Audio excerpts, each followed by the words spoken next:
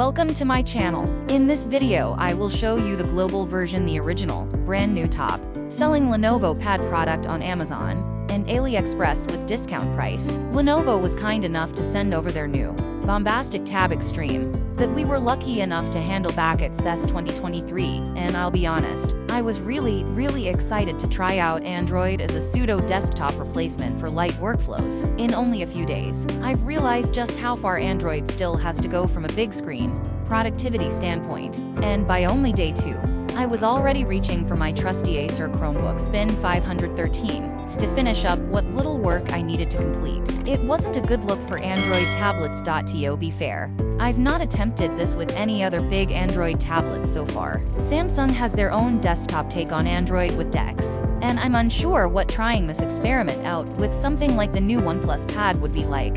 Just know this big, beautiful Lenovo Tab Extreme failed me in too many ways to ignore when a perfectly solid Chromebook is within arm's reach. Let me first say that I wanted this little experiment to work based solely on the fact that the Lenovo Tab Extreme is so pretty. From the 14.5-inch OLED 3K screen to the ultra-slim build and impressive speakers, this tablet is impressive to look at, whether in your hand or on a desk.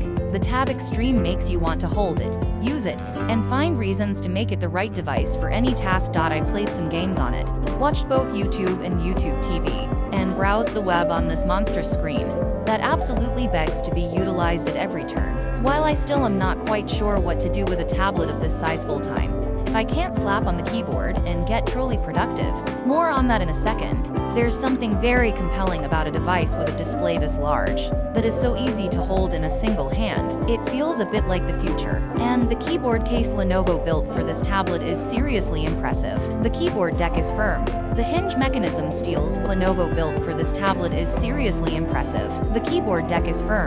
The hinge mechanism steals well from Apple's newer iPad keyboard accessory, and the whole setup once again absolutely looks the part. Well, that's until you start working on it. It is precisely at this point where Android starts to show its desktop weaknesses. With a device like the Tab Extreme, you want to get productive. While the trackpad is tiny, it is nice to use, and the backlit keys on this keyboard case are absolutely fantastic. As a unit, this tablet with the docked keyboard begs to be used for email, content creation, and anything else I do on my Chromebook. But then Android gets right in the way. First off, the mouse pointer is strange. The movement feels imprecise, and while it doesn't lag, it is almost as if the mouse acceleration is off somehow. It's like the mouse cursor feels as if it is being drugged through water, if that makes sense. It moves when you do, but somehow gets to the end point a bit behind your gestures. It's odd and tough to maneuver, and it immediately made using this for desktop work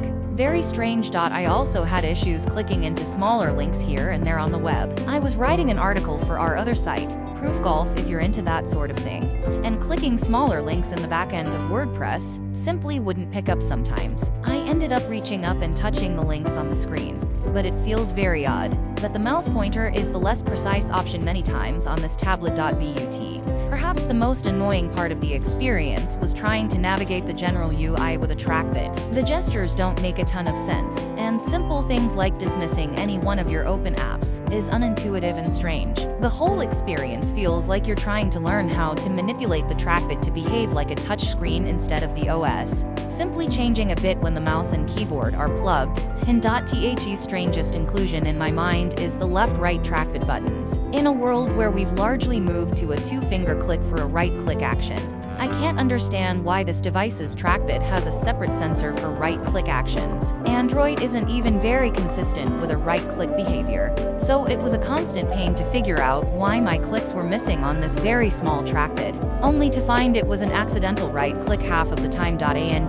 After about an hour of fiddling with all of this, I shut the tablet, grabbed my Acer Chromebook Spin 513, and knocked out the rest of the job disclaimers. These choices may be out of date. All of these products may not be in stores. We don't know when this will be back in stock. You need to go top Lenovo Pad 2023 review link to see the most recent updates to the list. Thank you for watching. Please subscribe to this channel.